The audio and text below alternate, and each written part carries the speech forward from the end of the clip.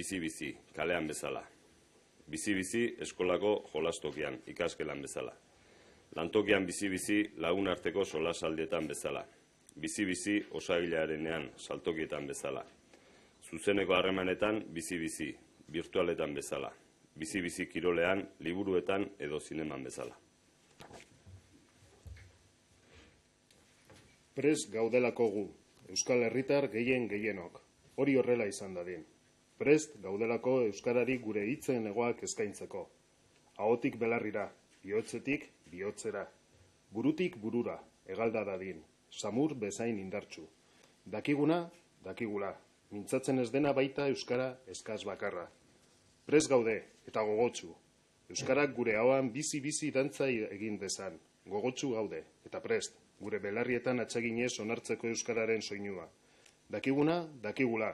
Entzuten ez dena baita euskara kaskar bakarra.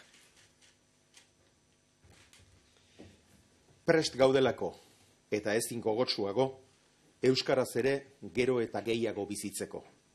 Ingurune guztietan, eginkizun orotan, natural, bizi-bizi. Euskal hiztunok horretarako egin behar dugun urratsa, ez da txikia, ez erraza. Borondate aktiboa eskatzen digu. Erosokeriari iskin egitea eskatzen digu. Sakon errotutako ohiturak aldatzea eskatzen digu. Kontzientzia ahalegin sendoa eskatzen digu. Euskaraz ere, herritar izateko aukera egitea eskatzen digu. Eta eskatzen digu, batez ere, euskaldun izatetik euskaldun bizitzera doan tartea gainditzeko jokaera aktiboa eta etengabea. Euskararen erabileran egin beharreko urrats erabakigarri hau zinez da gizarte eraldaketa zabal sakona, neurri historikoa duena, gure gizartearen bilakabidean mugarri izango dena. Eta neurri horretako aldaketa guztien antzera, adostasuna du elikagai nagusi. Prestasun eta prestutasunarekin batera. Adostasuna eta batasuna dira beraz bidea. Euskarak batura behar duelako eskenketa. Biderketa behar du, ez zatiketa. Herri aginteak, gizarteak, bere dinamika propiotik sorturiko erakundeak, herritar guztiok eta gutariko bakoitza. Denok gara aldi berean, euskararen erabilera eraginkortasunez areagotzeak ezinbestekoa duen adostasun zibil zabalaren osagai eta eragile. Aldi berean garen bezala, haren onuradun eta bultzatzaile, bideratzaile eta babesle. Baina aktibotasuna, praktikotasuna da adostasun horren osagarri nahitaezkoa. Izan ere, dagoeneko ez da aski aldarrikapen utzitan galtzea. Atzean utzi behar dugu beste inork euskararen alde egin lezakenaren zain egotea. Lorgarria delako, erabat. Euskararen erabilera hazkunde iraunkorraren bidean jartzea. Baldin eta herritar bakoitzak euskara espainetara eramateko, bere erabaki pertsonala gauzatzen badu, eta erakunde publiko bakoitzak herritarrek euskeraz aritzeko duen eskubidea bermatzeko bitartekoa jartzen baditu. Hori eta besterik ez delako. Azken finean, gizartearen helburu kolektiboa, aukera pertsonala ugariren eta erakunde publikoen bete beharraren batura. Eta egingo dugu. Munduari euskaraz ere helduz. Euskararentzat belarria zein gogoa prest izanez. Euskara ahoz zein idatziz bizi-bizi eskainiz. Euskarak eguneroko bizitza aberastu dezan. Eguneroko bizitzak euskara bete dezan. Elkarrekin. Elkarrenganako errespetu osoz, elkarrengandik adorea jasoz. Elkarri euskara eskainiz. Euskara bizi indarrez sendoagotuz. Bizi, prest, egunero delako euskararen aldia. El euskera nos necesita en actitud activa y predispuesta, porque todos los días son euskaraldia. Vivaz, presto. Así es como se nos presenta el euskera en su Día Internacional de este año. Y así es como se proyecta hacia el futuro. Vivaz en nuestros labios, en las pantallas, en las ondas, presto para ocupar su espacio. Vivaz y vigoroso, tanto en casa como en la calle, tanto en el patio de la escuela como en las aulas, tanto en el centro de trabajo como en la charla amistosa, tanto en la consulta del ambulatorio como en la tienda, tanto en las relaciones cara a cara como en las virtuales, tanto en el deporte como en los libros o en el cine. Porque la inmensa mayoría de los ciudadanos y ciudadanas vascos estamos dispuestos a que así sea. Porque estamos dispuestas y dispuestos a dar al euskera las alas de nuestra voz, para que vuele, afable y pujante, de boca en boca, de corazón en corazón, de mente a mente, sea cual sea nuestro dominio del euskara, porque el único mal euskara es aquel que no se habla. Estamos dispuestos y dispuestas a que el euskera asome con vivacidad a nuestros labios, y así nos proponemos que sea. Queremos que el sonido del euskera acaricie nuestros oídos, sea cual sea nuestro dominio del euskera, porque el único euskera torpe es aquel que no se oye.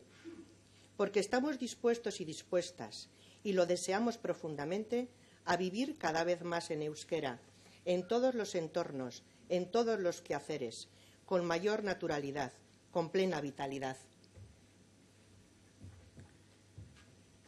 El paso que para ello hemos de dar las personas vascohablantes no es pequeño ni tampoco fácil. Nos exige la voluntad de activarnos, nos exige zafarnos de la pereza, nos exige cambiar hábitos hondamente arraigados, nos exige un enérgico ejercicio de conciencia, nos exige que optemos por ejercer nuestra ciudadanía también en euskera y nos exige, sobre todo, una actitud activa que ha de movernos a pasar de un mero ser vascohablantes a vivir como tales y a ser tenaces en el empeño. Ese decisivo paso respecto al uso del euskera supone una amplia y profunda transformación social de dimensiones históricas, un verdadero hito en la evolución de nuestra sociedad.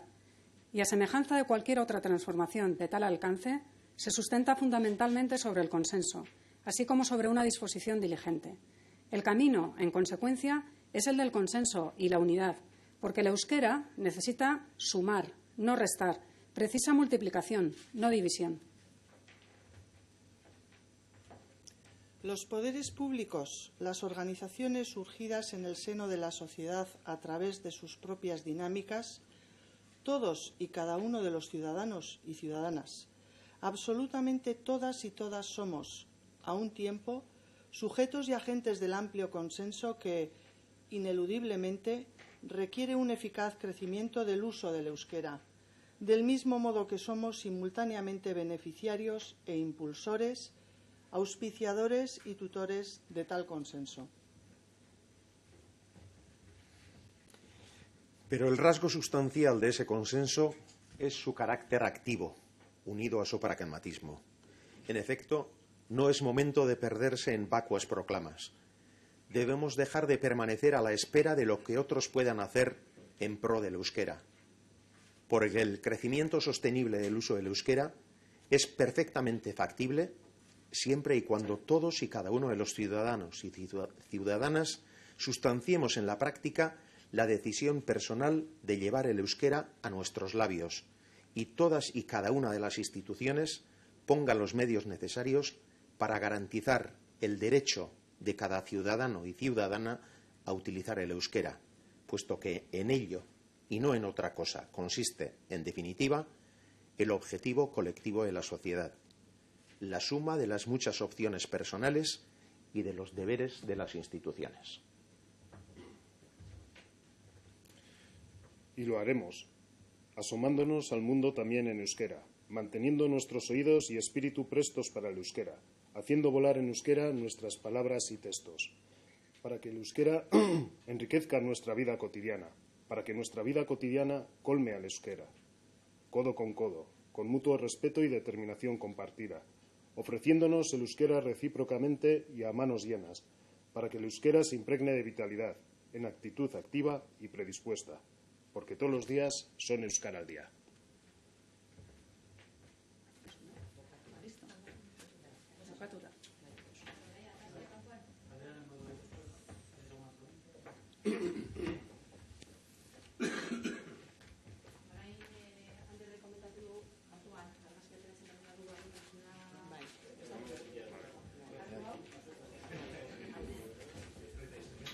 hauek ere bai.